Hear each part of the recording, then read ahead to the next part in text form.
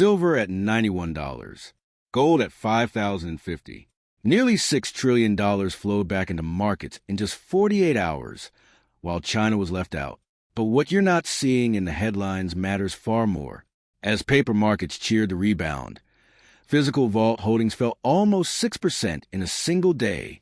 While retail traders focus on price charts, Chinese banking apps crashed under a surge of gold buying demand. While governments rush into emergency meetings with representatives from 50 nations, more than 2 million ounces of silver quietly vanished from COMEX vaults on Monday alone.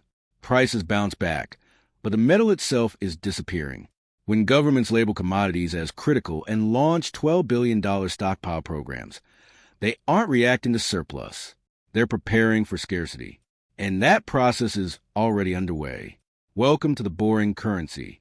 Before we go any further, let me ask you something directly. If you value clear-eyed analysis over hype, if you prefer facts over theatrics, then this conversation is meant for you.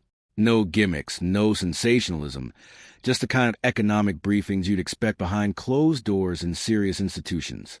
Engage with this deliberately, the way you would approve an important decision, because you understand the stakes. And tell us where you're watching from. Drop your location in the comments, because the developments we're about to unpack will impact real economies in real places very soon. Now let's break down what just unfolded in the precious metals markets and why it signals something much bigger than a routine rebound. On Monday, February 2nd, 2026, precious metals experienced what many analysts initially brushed off as a typical correction.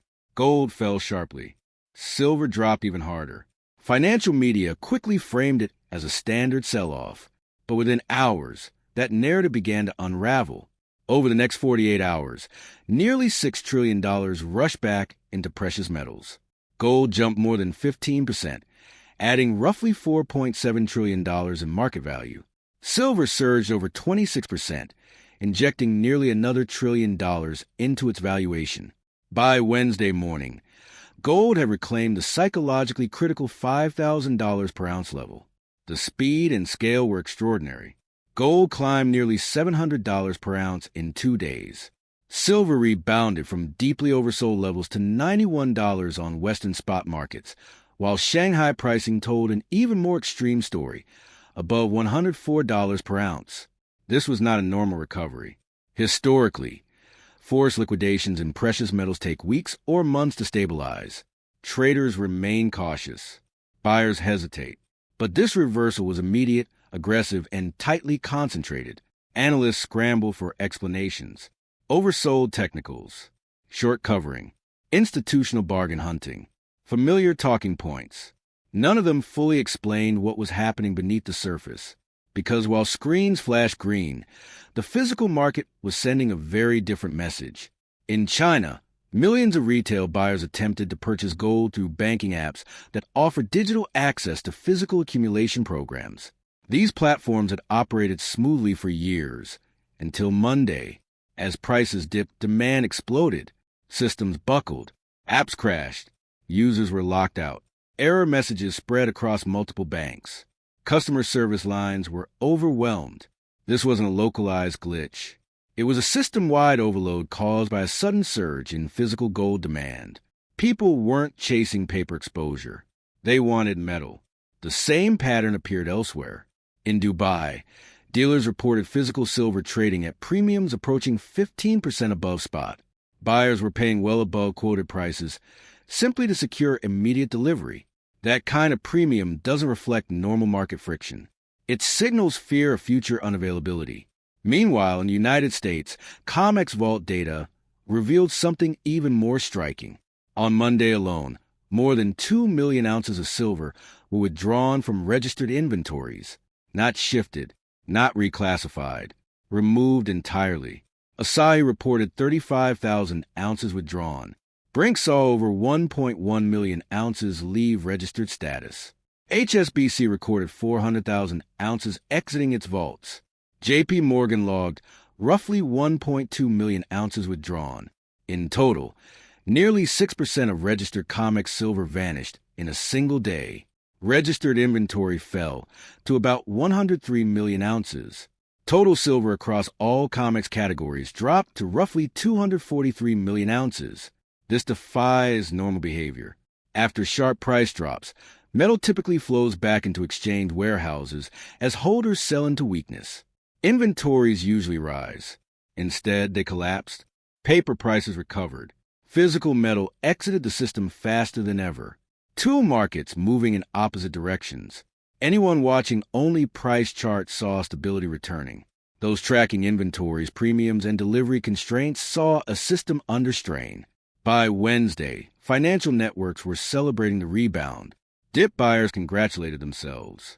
Crypto advocates declared another victory over outdated metals. But a small group of analysts were staring at vault reports that told a far more troubling story. February 3rd, 2026. The daily COMEX depository report landed as usual, dry, bureaucratic, easily ignored, but buried in the data was something unprecedented. Over 2 million ounces gone in 24 hours. To understand why this matters, you have to understand how COMEX works. It's both a futures exchange and a delivery mechanism. Most contracts never result in delivery. Positions are rolled. Trades are settled in cash. Typically, only 1 to 3% of contracts end in physical delivery, sometimes less.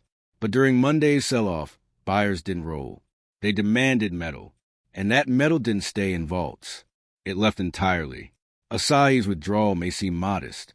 Brink's adjustment removed over 1 million ounces from deliverable status. HSBC and JP Morgan followed. These weren't accounting maneuvers. This was physical metal exiting the system. Registered inventory, the metal actually available for delivery, fell sharply. Nearly 6% of the entire system drained in one day. Across the Pacific, Shanghai confirmed the same story. The Shanghai Futures Exchange reported net outflows exceeding 26,000 kilograms in a single session. The Shanghai Gold Exchange recorded more than 11,000 kilograms withdrawn over a week. Despite rising prices, inventory was falling. That shouldn't happen. Rising prices should attract sellers. Instead, metal vanished. Shanghai spot silver hovered around $104 per ounce, nearly 14% above Western pricing. Futures traded near $100, still a large premium. Chinese buyers weren't waiting for convergence. They were paying up for certainty. Dubai added confirmation. Dealers reported sustained 15% premiums for immediate delivery. That's not normal markup. That's urgency. Open interest data provided the final clue. Speculative participation collapsed. Leverage was flushed out. Shanghai silver open interest fell sharply. Gold open interest followed.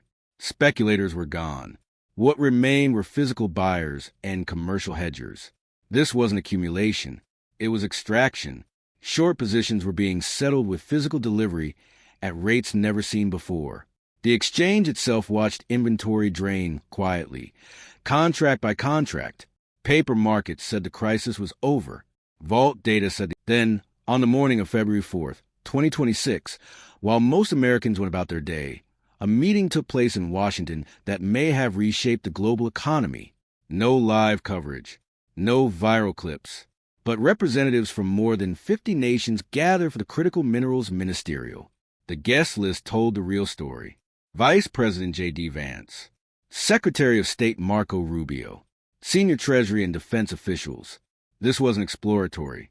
It was strategic. And one major power was notably absent, China. Official language spoke of diversification and cooperation. The real objective was clear.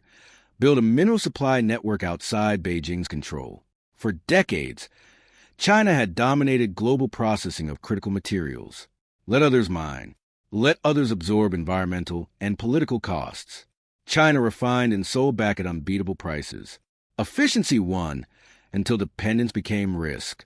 By 2025, China controlled the majority of global refining for rare earths, lithium, cobalt, and more.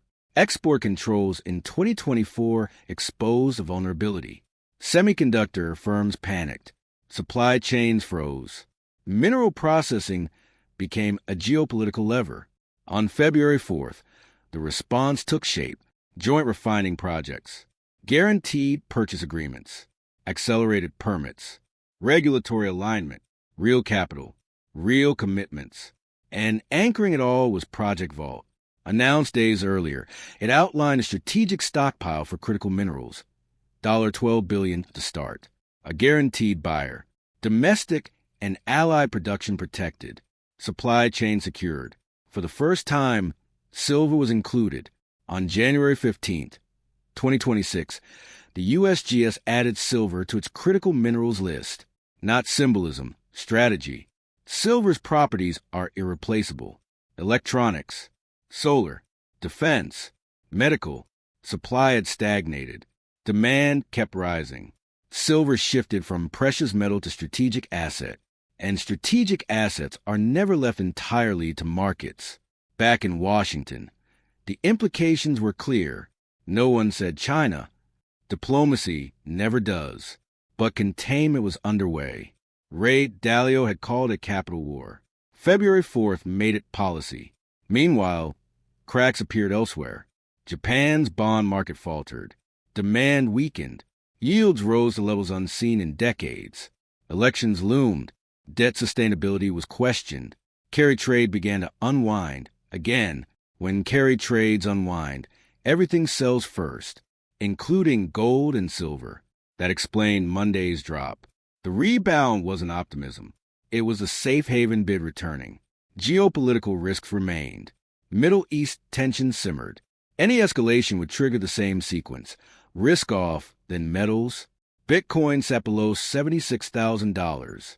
Measured in gold, it had lost ground. The old metals were outperforming the new narratives. All the signals aligned. Paper recovery, physical tightening, government stockpiles, supply chain realignment, vaults draining, systems straining. Individually, each could be dismissed. Together, they formed a pattern. This wasn't a recovery. It was a repricing, happening while the physical foundation quietly eroded. When systems fail, they don't announce it.